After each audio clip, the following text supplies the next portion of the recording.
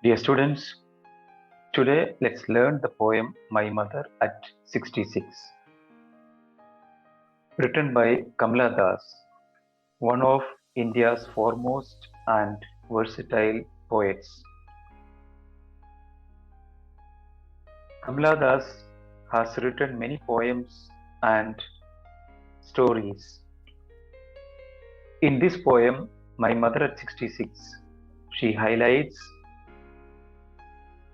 the deep human relationship. Before we come to the poem, let's learn something about human relationship. Human relationship is built up with everyone because when we contact anyone, we are always swapping energy. But there are many factors that decides a successful human relationship, whether it is a mother-daughter relationship or father-son relationship. There are many factors. First one is purpose. If a child go to school and build up a relationship with the teachers or make friends, there is a purpose, that is study. Reciprocity. Reciprocity is mutual, that relationship has to be shared. And third one, energy. There should be energy if that relationship has to be continued.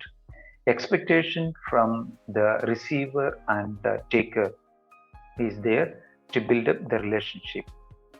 Then there is communication, commitments.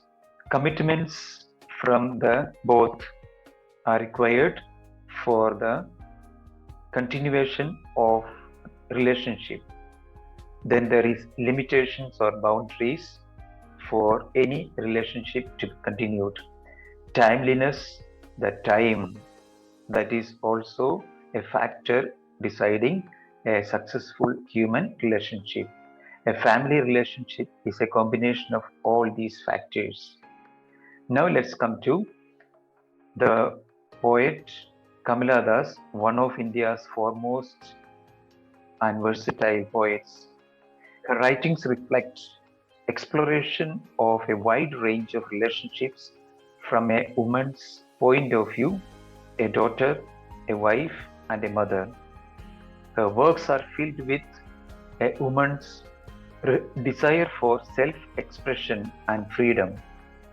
In this poem, the poet captures the complex depth of human relationship, that is, mother daughter relationship.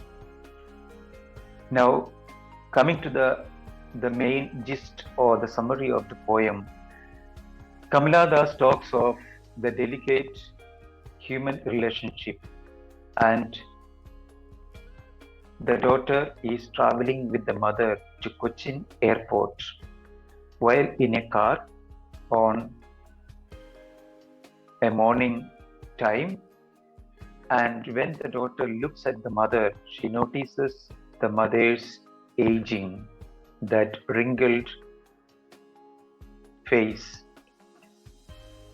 and she notices that mother has become old. That gives her an impression that she may lose the mother. Her deep attachment to her mother does not accept this reality. To distract herself, she looks out and notices the moving trees and the children playing. These two images give the nostalgic feeling of her own happy childhood. She is going back in her memory those happy childhood days which she had spent with her mother. Now they reached the airport. That's the second part of the poem. She looks at her mother again, and here she compares the mother's pale face to a late winter moon, which does not have the sheen or luster. Suddenly, a fear of separation and insecurity come to her, fear of losing the mother and separating, her death. But she only says, "See you soon, Amma," to give hope that she would meet her soon. And a smile on her face gives courage and motivation to herself and mother. Now let's see the poetic device used in the poem. There is simile. Simile is always identified with like or as. And here the simile, mother's face is ashen like that of a corpse or dead body. And second simile is late winter's moon. Mother's face is compared to late winter's moon.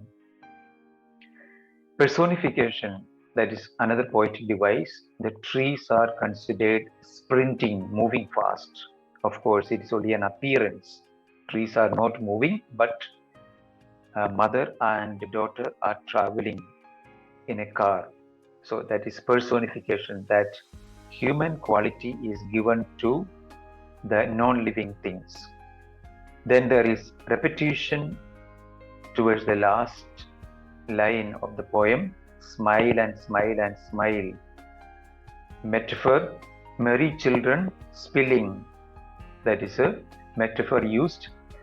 Then there are symbols and images, tree sprinting, merry children, late winter moon. Thank you.